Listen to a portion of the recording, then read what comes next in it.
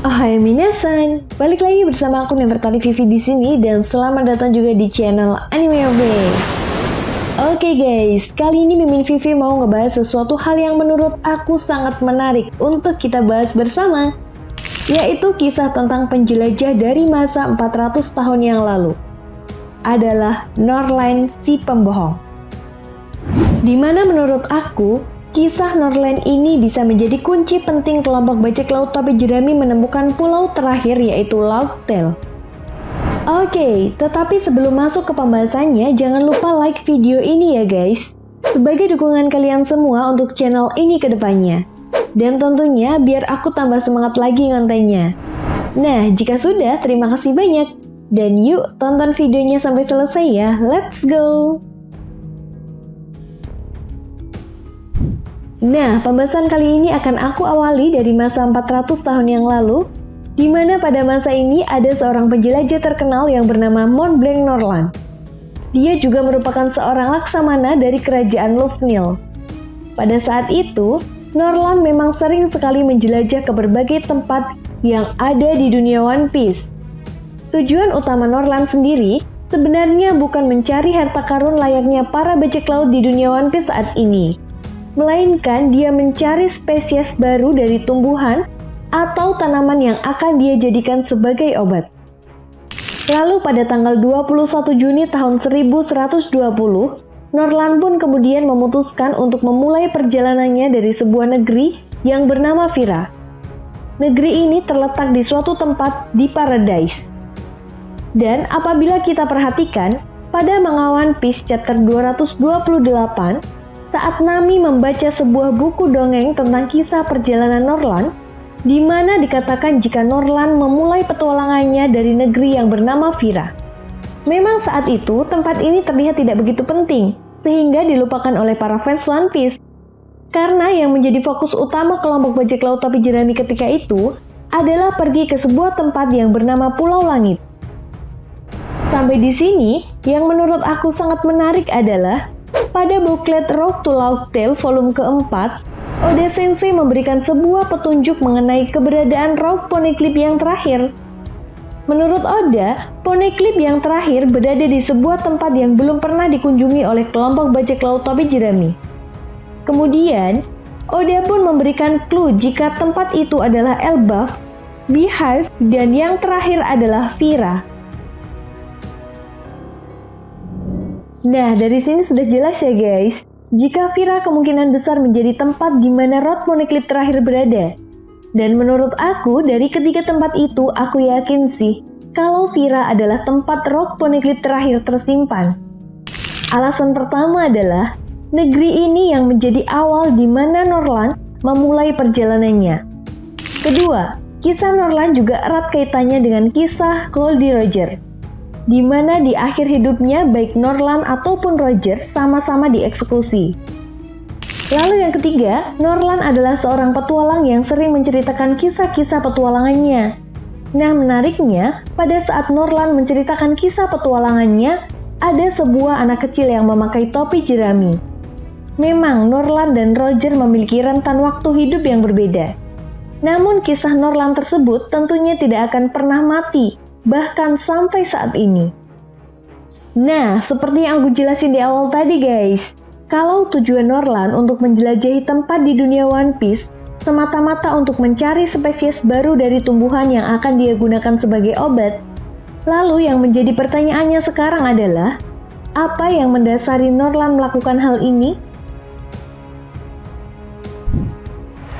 Jelas Norland yang dikenal sebagai seorang dokter juga sangat tertarik untuk melakukan sebuah penelitian demi menciptakan sebuah obat herbal.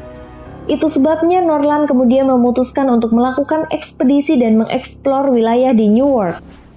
Sampai pada akhirnya, dia berlabuh di Green Beach, di mana dia bertemu dengan para kurcaci dan berhasil melindungi para kurcaci dari manusia jahat. Dan sebagai tanda jasanya, para kurcaci tersebut kemudian membuat patung Norland dan menganggapnya sebagai pahlawan. Itu sebabnya ketika di Arch Dressrosa, para kurcaci menyebut kelompok bajak laut topi jerami dengan akhiran Land karena para kurcaci menganggap mereka sebagai keturunan Norland si pahlawan. Setelah berhasil melindungi para kurcaci, Norlan pun kemudian melanjutkan perjalanannya dari New World. Dia menuju ke Lautan Paradise dan tiba di Pulau Jaya tanggal 12 Mei tahun 1122. Normalnya seseorang yang melakukan petualangan seperti itu mustahil untuk bisa pulang tanpa luka sedikit pun, atau setidaknya peluang hidup dan kembalinya sangat kecil. Tetapi tidak untuk Norlan dan krunya. Norlan justru melakukan hal tersebut beberapa kali bersama krunya. Selain itu, bisa dibilang Norlan adalah sosok yang sangat kuat. Bahkan dia bisa mengalahkan Sea King dengan tangan kosong.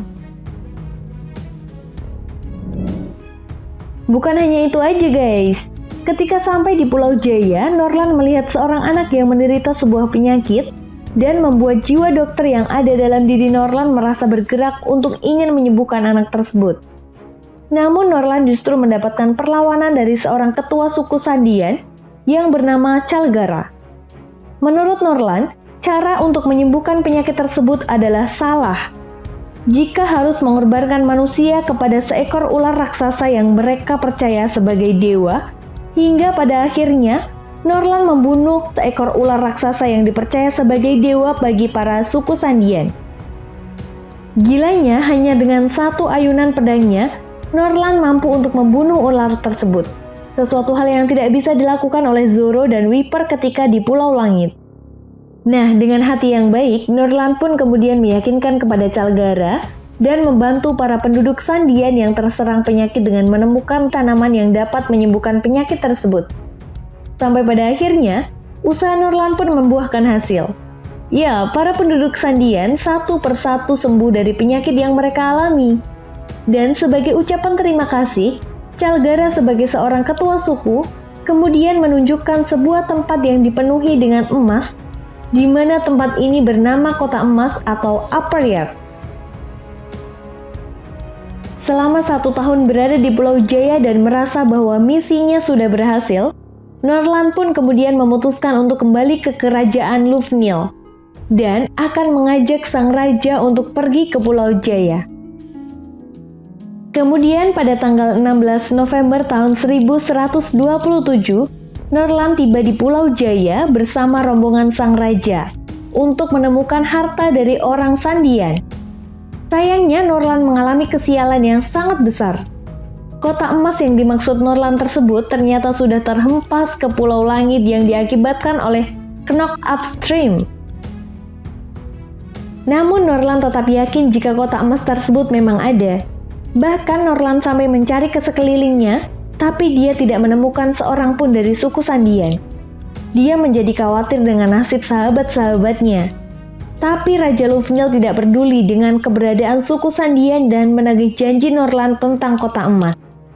Sang raja kemudian menjadi kesal dan menuduh Norlan sebagai pembohong yang berani membohongi rajanya. Ekspedisi kerajaan Lufnil pun kembali pulang dan raja menetapkan hukuman mati untuk Norlan karena dianggap telah membohongi raja. Dan 6 bulan kemudian, Norlan dihukum mati karena kebohongan besarnya tentang kota emas. Selain itu, seluruh warisan yang dimiliki Norlan dan seluruh cerita petualangannya hanya dianggap sebagai sebuah cerita bohong. Jadi, cerita tentang Norlan memiliki 2 versi ya guys.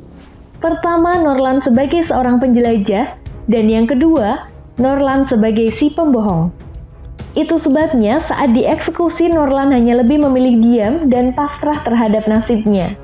Karena ya mau gimana lagi ya guys, Norlan sudah dicap sebagai seorang pembohong dan seluruh orang ketika itu pun tidak ada yang percaya lagi kepada Norlan. Dan secara tidak langsung, Arch Skype atau Pulau Langit memang menjadi tempat yang sangat penting dalam cerita One Piece. Itu sebabnya guys, kenapa Roger memilih Sandora sebagai tempat di mana dia menuliskan atau mengukir pesan yang diukirkan oleh Oden, bahwa Roger pernah ke tempat ini. Kenapa tidak Fishman Island, atau Zoo, atau Negeri Wano? Karena secara tidak langsung Oda pernah memberi petunjuk atau foreshadow bahwa tempat ini adalah bagian dari One Piece seperti Roger yang pernah ke Laut Tale. Nah, jadi gimana nih menurut nakama semua tentang pembahasan kita kali ini? Jika kalian punya pendapat lain, silahkan tulis pendapat kalian di kolom komentar ya. Dan jangan lupa untuk like, subscribe, dan share video ini biar Mimin Vivi tambah semangat lagi ngontennya. Oke, sampai di sini dulu ya guys pembahasan kita kali ini dan sampai jumpa lagi di pembahasan berikutnya. Bye-bye!